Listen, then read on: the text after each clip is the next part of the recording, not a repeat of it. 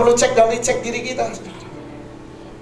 Kenapa? Karena terjadi pada Saul dan Daud. Diurapi sama nabi yang sama, dari tabung tanduk minyak yang sama, rencana Yahweh yang sama, dan yang kasih pengurapan itu Yahweh yang luar biasa yang sama, saudara. Tapi hasilnya beda. Hari ini kalau saudara suka nyatet khotbah, judul khotbah saya, Leave Your Stuffs Behind. Tinggalkan barang-barang bawaan saudara di belakang. Kita lihat 1 Samuel 10 ayat 1, Saul diurapi Tuhan.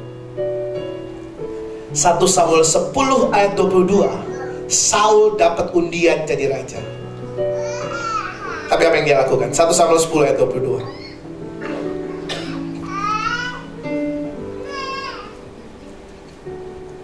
1 Samuel 10 ayat 22. Setelah Saul menang undian, ayat 22 katakan begini, sebab itu ditanyakan pula lah kepada Yahweh, apakah orang itu Saul maksudnya, juga datang kemari. Yahweh menjawab, sesungguhnya ia bersembunyi di antara barang-barang. Bapak Ibu Saudara, ketika Tuhan bilang sama kita hari ini, hey, aku punya rancangan hari depan yang penuh harapan buat engkau. Yang amin 3 orang.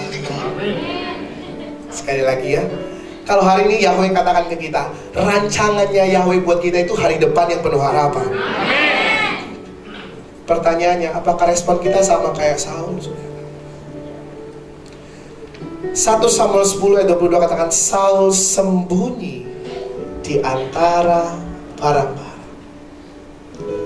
Seringkali kan gitu, Pak Yuda di depan, hamba-hamba Tuhan yang luar biasa di depan ini kasih tahu kita, hei, engkau diberkati, engkau pasti ngalami mujizat. Tapi kemudian saudara mulai sembunyi di antara barang-barang bawaan saudara. Saudara bilang, aku ini orang kecil. Kita mulai sembunyi, aku ini dulu pengemis, tukang becak. Atau kita sembunyi di kehebatan kita, aku tidak perlu Tuhan, aku bisa ngasilin 2M sebulan.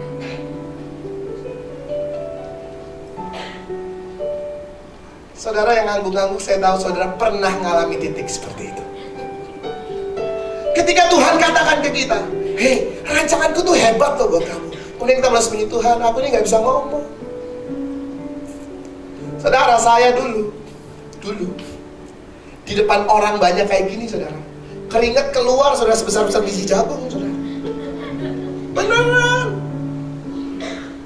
Saya ini dulu gak pernah bisa ngomong di depan orang banyak kayak gini, saudara. Sungguh.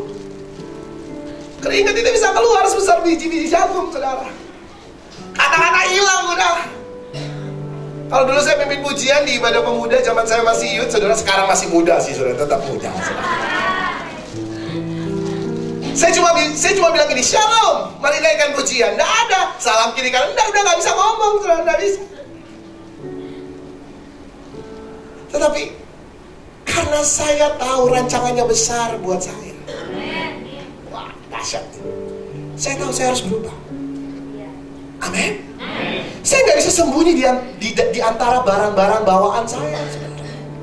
Ya, kita punya masa lalu yang sama lah. Ya, kita punya kelemahan yang beda-beda tipis lah. 11-12. Saudara 11, bohongnya saya 12 deh. Oke? Tetapi kita kan nggak selamanya tinggal di situ. Benar apa benar? Ya. Tetapi Saul, dia sudah diurapi loh.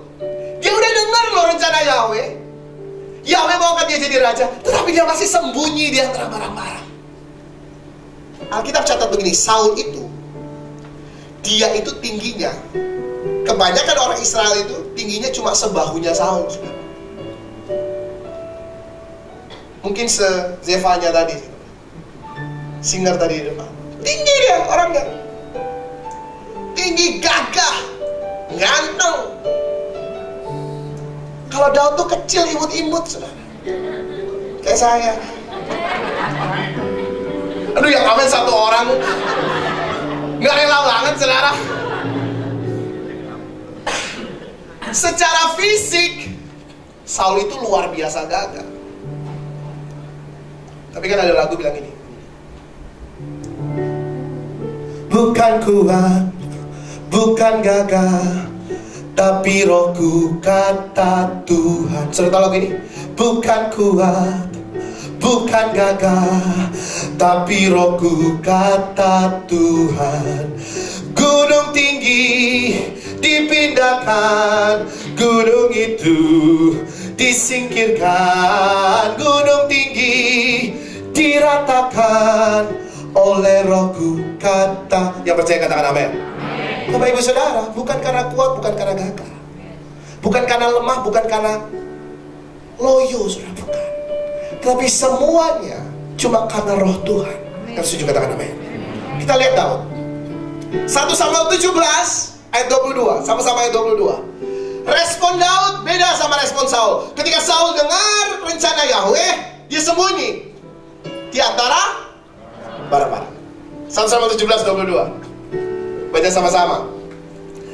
1, 2, 3. Lalu Daud menurunkan barang-barangnya dan meninggalkannya di tangan penjaga barang-barang tentara. Berlari-larilah Daud ke tempat barisan. Sesampai di sana bertanyalah ia kepada kakak-kakaknya, apakah mereka? Dua rencana Tuhan kepada dua pribadi yang berbeda. Rencananya sama, tetapi responnya beda banget. Yang satu sembunyi di antara barang-barang, yang satu lagi dia tinggalkan barang-barang bawaannya. Dia siap berlari kepada rencana yang Tuhan punya buat dia. Itu yang bikin Daud jadi orang yang berkenan di hati Yahweh. Kenapa? Karena yang ada dalam hati, pikiran, kerinduan Daud itu cuma menggenapi rencana Yahweh dalam hidupnya. Yahweh tidak lihat gede, tinggi, besar, ganteng, saudara. Nah, yang Yahweh lihat hati yang rela, siap melakukan rencana Tuhan. Yang suci tepuk tangan buat Tuhan Yesus. Daud leave his stuffs behind. Daud meninggalkan barang-barang bawaannya di belakang, saudara. Dia tidak pakai alasan, aku kan kecil. Orang-orang percaya pada saat ini Daud itu masih umur belasan tahun, Bapak Ibu. Aku kan masih muda, dia gak pakai alasan itu. Tapi ketika dia sampai di medan perang, dia tahu ada rencana Yahweh yang besar buat dia. Hei, kau akan diangkat jadi raja. Dan raja itu tempatnya medan perang, saudara. Dan dia bertindak. He acts like a king. Dia bertindak seperti raja. Kenapa? Karena pada saat di 1 Samuel 17 ada satu orang namanya Goliat, besar luar biasa. Menurut para ahli 6 meter tingginya sama baju zirahnya, saudara. Tingginya sendiri kurang lebih 3 meteran. Plus tebel sepatunya, saudara. Tinggi daripada ketopongnya. Itu dia bisa sampai 6 meter, Bapak Ibu. Raja yang lagi menjabat, petahana namanya Saul pada saat itu. Incumbentnya namanya Saul. Itu kata orang Manado soba gini, ketakutan, nggak berani maju ke depan, padahal itu tugasnya sebagai raja. Tapi Daud ngerti.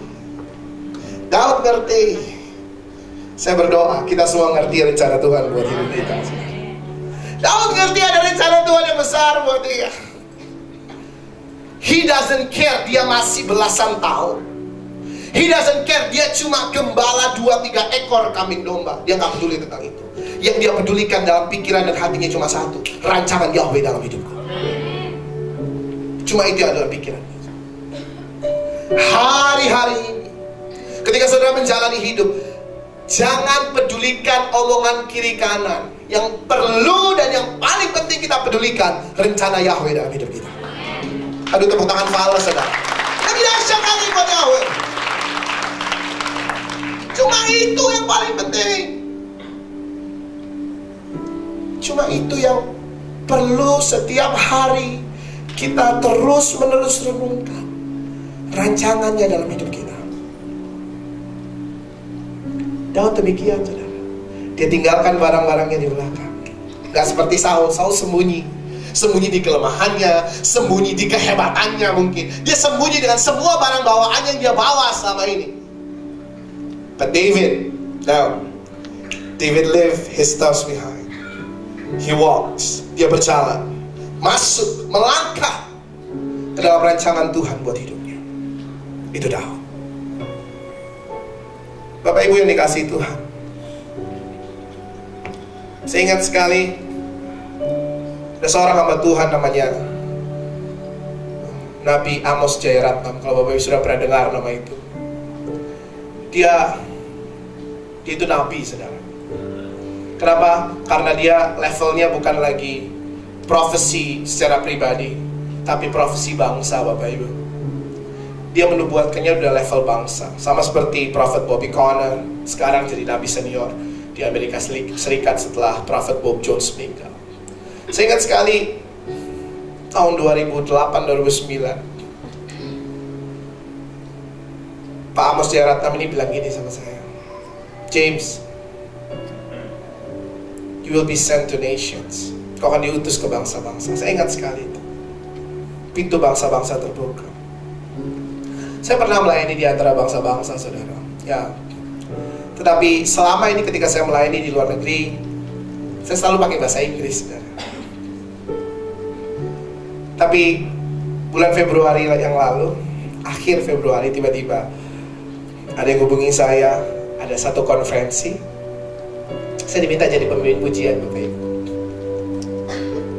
Tapi orangnya bilang gini, Pak James, 80% yang hadir, Pak James, itu orang China. 300 orang dari Taiwan, 200-an dari mainland China, 100 dari Hong Kong.